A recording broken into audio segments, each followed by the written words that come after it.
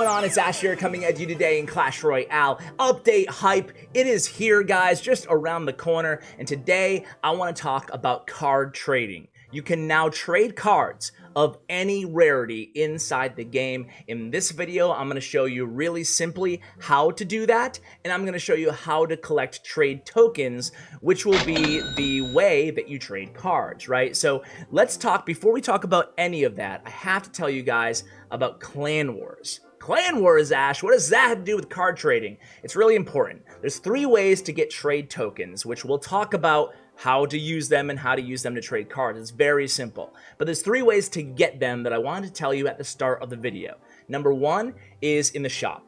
Number 2 is through special challenges. Now, Supercell said that they're considering adding them to other ways, like regular challenges or ladder chests in the future. But for now, it's just special challenges in shop, and a really important third. Every single Clan War chest has a chance of pulling out these trade tokens. Now, a Clan War chest is like every season. Who cares? That's not a great chance. Well, they're redoing that too. You now get a Clan War chest as long as you get your attacks in. As long as you participate, you get a Clan War chest after every war day. So every other day, potentially, if you're playing in all your Clan Wars, you can get a Clan War chest with a chance to pull tokens. There's 4 different types of tokens. There's one for each rarity: legendary, epic, rare, and common, that you'll be using to trade those cards. Now, rewinding a little bit, just to finish up the Clan Wars, guys, is every single Clan War chest, that's going to be the main way that you guys are probably going to be getting your war tokens early on, right? So, or your trade tokens from Clan Wars. So make sure you participate. And I love that they added that you must participate in order to get your chest. That's going to actually make people get their attacks in, right? Without you having to always warn and kick them from your clans. So anyway, guys, let's look at the new menu for token and card trading. It's under the card request button. So I click that button and there's a new tab. It's the trade tab. So you guys can see at the very top, we have a legendary, an epic, a rare, a common. I can click them to be toggled to that point in the menu. And it shows a 3 of 5 in legendary, a 2 of 5 in epic, a 4 of 5 in rares, and a 2 of 5 in common. Now you can only hold 5, well, you can hold a total of 20 trade tokens, 5 of each rarity. So you can't just hoard them forever. You have to actually use them. This is also meant to be a new form of engagement and a reason to have a good clan, to have a lot of good people to trade with. This is going to be a clan type activity, another reason why the rewards are connected to Clan Wars. So we want people to be trading, not to just be hoarding them forever. So that's why you have a cap at each of the rarities. So let's go ahead and look at one last thing before we execute our very first trade. So there's a number next to every single one of these rarities. So the legendaries has +1. You can see at the top hand corner of all the cards. The epics have 10. This is the number of cards you're going to be getting or giving per trade. It has to be even on both sides. So it's going to be 10 epics or 50 rares or 250 commons. So again, that's how many cards you're going to be giving or getting every single trade that you do. So let's just pretend that I want a legendary card. Now's a good time to mention, by the way, let's just pretend that they're not maxed here. We're just gonna, it's a pretend trade. We're on the dev build here, guys. I'm gonna request a Royal Ghost. Now, what do I want to give away? It's a trade after all. I choose what I want to give away. Of course, these can be pre-negotiated, but I'm going to give away a Lava Hound because I'm not a big Lava Loon user. So we're going to give a Lava Hound, and then this is the confirm trade pop-up menu. You can easily just, edit the text to, Bill, this is for you. Okay. Don't mind the fat fingers. All right, so we press confirm, and it's going to immediately go right into the chat for Bill to evaluate and accept if he wants to. Now, let's say I misclicked or no one can read my trade request. You can easily still cancel, and you get your card back. No harm, no foul. Let's go ahead and do another one here. Let's say that we just want an epic card this time. We'll request for a balloon. We'll give away a hunter. Anybody want to trade? Confirm. Now, before we execute this first trade against my second account, which is loading, so I'm just vamping for time right now. I kid. Very important note here, guys. Look at this little info button here. It says, initiate a trade with a trade token. Accepting a trade does not require a trade token.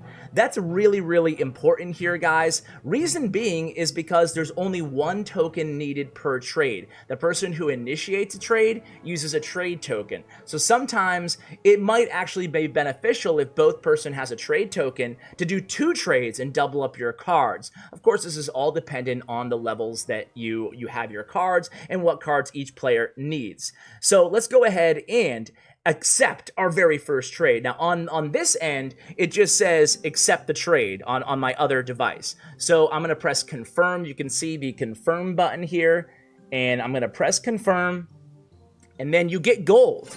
Just like you would as if you got the new card. You get 10 cards added, 10 cards subtracted, 10 hunters subtracted, 10 balloons added, and it's as easy as that. A trade has been executed.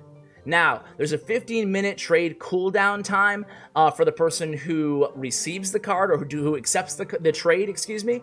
But other than that, you can just keep trading all day long as you have the tokens.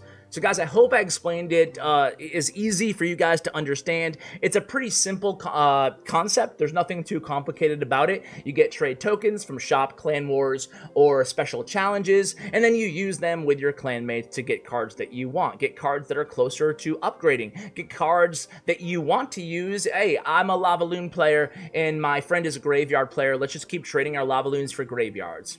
Easy as that, right? And now, guys, you might have noticed. By the way, I have like 4 videos going live right now, so stay with me. And I'm explaining this also in my Goblin Giant video, but the new card levels. I want to explain it in like basically every video towards the end, just in case you haven't heard about it yet. So all the card levels will now be standardized, guys. Legendary cards will go from level 9 to level 13. So when you get a legendary, you just unlock a new legendary, boom, it's level 9. This princess over here who's level 10 is the equivalent of a level 2 princess right now in game.